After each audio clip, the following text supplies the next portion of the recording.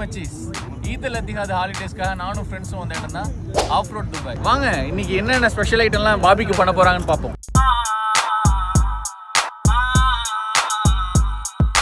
வாழ்க்கைய யோசிங்கடா, தலையெழுத்த நல்லா வாசிங்கடா, யோசிச்சு பாருங்கடா, எல்லோரும் ஒன்னா சேருங்கடா. நம்ம சேனல் பேர் 90s மச்சி. இதை பார்த்தோன்னு ஊர் தான் வாயிலாச்சு. ஏதாச்சு மேட்ச் வருகிற வரைக்கும் லாபமடா, வசதிய தேடுங்கடா, இனி ஜல்சா பண்ணுங்கடா, குஜாலா ஜில்பா காட்டுங்கடா.